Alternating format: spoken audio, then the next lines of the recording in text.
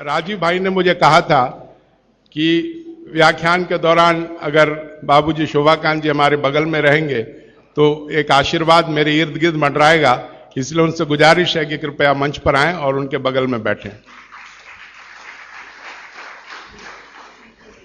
तो मंच राजीव दीक्षित को समर्पित।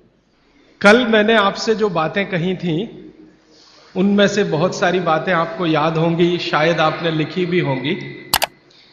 मुझे कल एक जानकारी दी बाबूजी ने, वो जानकारी आप सब तक पहुंचे, ये मेरी उनसे विनती है। उन्होंने जानकारी दी कि एक बार वो टीवीएस ग्रुप है ना, टीवीएस जो यहां का चेन्नई का सबसे बड़ा ग्रुप है और शायद भारत के सबसे बड़े ग्रुप में उनकी गिनती है, उनके घर वो भोजन करने गए थे। तो जरा बताएं। सभी भाई बहनों को नमस्कार। आज से करीब 28-30 साल पहले जब प्रभावती देवी ट्रस्ट एंड प्रभावती जयप्रकाश का विन्यास हुआ था तो टीवीएस की मलकाइन भी इसकी ट्रस्टी बनी थी और पहला मीटिंग उन्हीं के घर में हुआ था, जिसमें रामनाथ गोयनका, एम रामस्वामी और महालिंगम, जितने भी यहाँ के लुमिनरीज थे, सभी हमारे ट्रस्टी हैं इस संस्था के। तो उन्हीं के घर में पहली मीटिंग हुई थी। तो हम लोगों को खाने पर निमंत्रण भी था, तो खाए तो मैंने कहा यह दाल बहुत स्वादिष्ट है, जिसके बारे में उन्होंने कहा था कल। तो कहा कि इसको ये कैसे किए हैं, तो बोले और देखिए चूल्हे के ऊपर में तो मिट्टी का बर्तन था, तो उनके घर में मिट्टी का। मैंने कहा कि तब तो गैस बहुत खर्चा होता होगा। बोला हाँ गैस खर्चा होता है, लेकिन उसकी परवाह नहीं, खाने में स्वाद आता है, यह है वह है। बल्कि उनके पास बायोगैस भी लगी हुई थी बाहर में, अभी भी है। तो अब आज से 28-30 साल पहले मैंने देखा था कि मिट्टी के बर्तन एक इतने बड़े घर में चल चुका है। तो मैं कल इनको बताया कि आप जो मिट्टी के बर्तन के, अब धीरे धीरे मिट्टी के बर्तन फिर हो रहा है। क्योंकि हम भी जब 10 साल के थे तो बिहार में हर घर में केवल मिट्टी के बर्तन, रोटी भी बेलना से नहीं बेला जाता था, हाथ से हिस्सा पका करके, और तवा जो होता था वो मिट्टी का होता था। तो मेरे ख्याल से गांव-गांव में पहले ही प्रचार था, और इन्होंने जो कहा तो ये तो सर्किल है, देखिएगा सब आएगा फिर इसी तरह। धन्यवाद। ये बात आपके ध्यान में इसलिए लाने की जरूरत है कि टीवीएस ग्रुप जो हजारों करोड़ के एम्पायर का मालिक है, उनके घर में अगर मिट्टी के बर्तन इस्तेमाल हो सकते हैं तो आपके घर में भी हो सकते हैं। माने हमको ये बहाना ना मिले कि मिलते नहीं है जी, समय बहुत लगता है जी, क्या उसको खटराक करने का। ये जो मन के अंदर की हमारी जो रुकावटें हैं, ये कभी नहीं आए, इस दृष्टि से इस उदाहरण का बहुत महत्व है। और ये उदाहरण मैं हिंदुस्तान के ऐसे हजारों लोगों के बारे में बता सकता हूं जिनको आप रोज अखबारों में देखते हैं, न्यूज़पेपर में देखते हैं, टीवी पे देखते हैं। ज्यादातर के घरों में मिट्टी के बर्तन रसोई में इस्तेमाल होते हैं। आपको सुन के हैरानी होगी, धीरू भाई अंबानी के घर में रोटी हमेशा मिट्टी के तवे पे ही बनती है। धीरू भाई अंबानी के घर में रोटी हमेशा तवे पे बनती है। एक बार मुझे भी मौका मिला उनकी धर्मपत्नी श्रीमती कोकिला बहन से बात करने का कि आप ये मिट्टी के तवे पे रोटी क्यों बनाती हैं, ये तो पिछड़ेपन की निशानी है। ये ऐसा मैंने जानबूझ के बोला। हम तो ऐसा मानते हैं कि आप 18वीं शताब्दी में जा रहे हैं, मिट्टी के बर्तन की रोटी माने तवे की। तो कोकिला बहन ने कहा कि जो जो कहे, मुझे उसकी परवाह नहीं, मुझे ये रोटी पसंद है और हमारे घर के सब लोगों को पसंद है, इसलिए हम मिट्टी के बर्तन में ही रोटी बनाते हैं। पूरे गुजरात में आप जाएंगे, राजस्थान में जाएंगे, अभी भी एक दो नहीं, लाखों नहीं, करोड़ों लोग हैं जो मिट्टी के तवे पे रोटी बना रहे हैं और खा रहे हैं। और मैं विनम्र रूप से आपसे कहना चाहता हूं कि वो आपसे ज्यादा स्वस्थ है और आपसे ज्यादा तंदुरुस्त है। अगर हमें अपना स्वास्थ्य और तंदुरुस्ती बना के रखनी है, बचा के रखनी है, तो ये बातें आपको अपने जीवन में आचरण में उतारने की आवश्यकता है।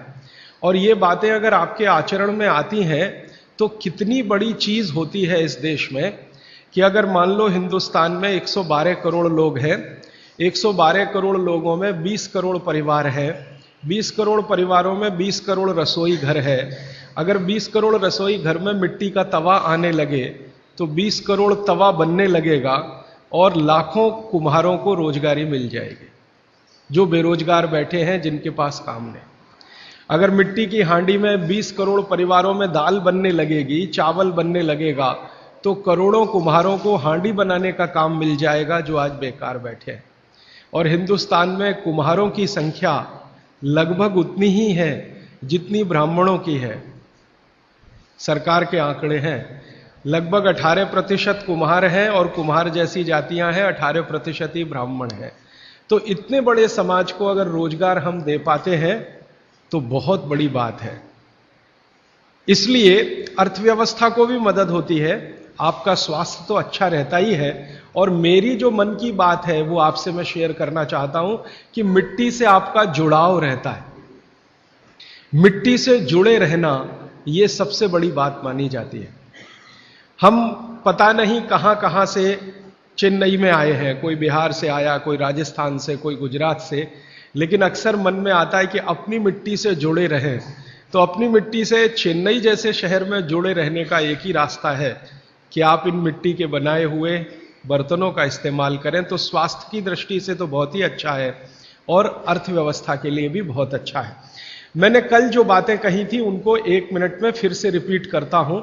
कल मैंने एक ही सूत्र का आपके सामने विश्लेषण किया था, भागवत ऋषि का लिखा हुआ, कि जिस भोजन को बनाते और पकाते समय पवन का स्पर्श और सूर्य का प्रकाश ना मिले, वो भोजन को कभी नहीं करना। इस विश्लेषण में से शुरू हुआ कि पवन का स्पर्श और सूर्य का प्रकाश कहां कहां नहीं मिलता। तो सबसे पहली चीज निकल के आई प्रेशर कुकर।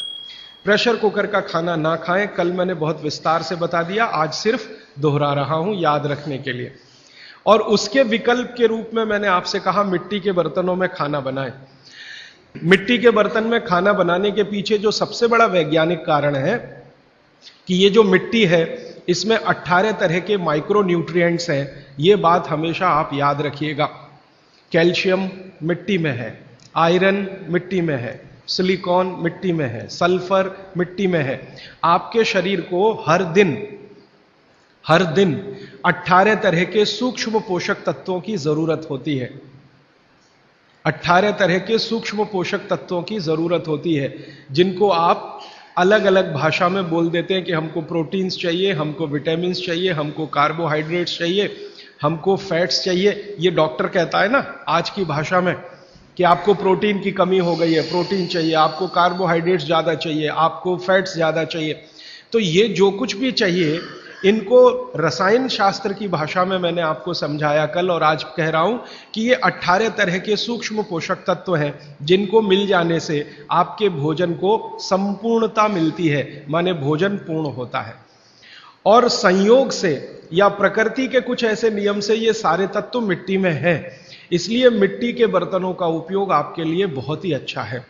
दूसरा मैंने आपको कारण बताया था विज्ञान का। जिस वस्तु को खेत में, कृषि भूमि में पकने में जितना ज्यादा समय लगता है, रसोई घर में भी उसको ज्यादा समय में ही पकाना चाहिए।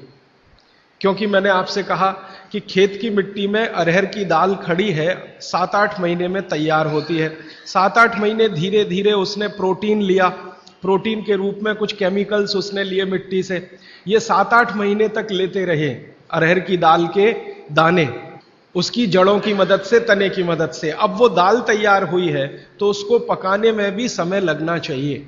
जल्दी से आपने पका दिया तो उसके अंदर जो प्रोटीन्स गए हैं, जो बहुत तरह के माइक्रो न्यूट्रिएंट्स मिट्टी से अंदर गए हैं, इनको वापस आपके शरीर में आने में संभावना नहीं है। वो टूटेंगे तो आपके लिए उपयोगी उतने नहीं होंगे। मैंने आपसे कहा कि प्रेशर कुकर में वाष्प का दबाव इतना ज्यादा होता है कि दाने टूटते हैं, पकते नहीं है, वो टूटते हैं। और टूटे हुए दाने, गर्म पानी है नीचे से, वो आपको ऐसा लगने लगता है कि वो पक गए हैं। वो पके नहीं है, वास्तव में वो सॉफ्ट हो गए हैं, मुलायम हो गए हैं। पकने से मतलब मैंने आपको बताया था कि उसके अंदर जो कुछ भी प्रकृति ने दी है पोषकता, वो आपको मिलने की स्थिति में आ गई या नहीं, तब हम उसको कहते हैं कि ये पक गया है। चाहे वो गेहूं का दाना हो, चाहे अरहर का दाना हो या तुअर का। तो ये बात अगर आपके ध्यान में आती है कि पकना मतलब क्या होता है और उबलना मतलब क्या होता है। एक शब्द है उबलना। उबलना होता है प्रेशर कुकर में, पकना होता है मिट्टी की हांडी में, क्योंकि मिट्टी की हांडी में धीरे धीरे पकती है हर चीज। कारण क्या है, मिट्टी जो है ना ऊष्मा की कुचालक है। आप में से जो विद्यार्थी हैं वो जानते हैं बैड कंडक्टर है, ऊष्मा की कुचालक है। माने मिट्टी को कोई चीज जल्दी ऊष्मा के रूप में मिलेगी नहीं, धीरे ही धीरे मिलेगी। तो धीरे ही धीरे फिर दाल पकेगी, और दाल पकेगी तो धीरे धीरे उसके माइक्रो न्यूट्रिएंट्स पानी के साथ आएंगे, फिर आप वो खाएंगे तो आपके शरीर को पूरी पोषकता मिलेगी। और भगवान ने जो चीजें बनाई हैं, प्रकृति ने जो चीजें बनाई हैं, उनकी पोषकता आपको मिले इसके लिए बनाई है। ये जो दाल बनी है ना, आप अगर ध्यान से देखें तो दाल का ऊपर का हिस्सा है जो आप खा रहे हैं फल के रूप में, बीच का हिस्सा है वो जानवर खा रहे हैं।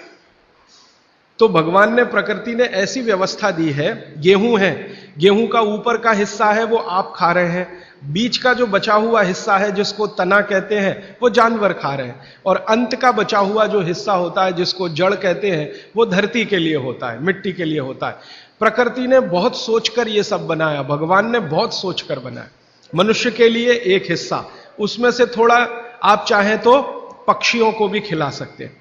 तो मनुष्य और पक्षियों के लिए एक हिस्सा, जानवरों के लिए दूसरा हिस्सा, और प्रकृति की धरती या मिट्टी के लिए तीसरा हिस्सा। हर एक फसल में यही देखेंगे आप।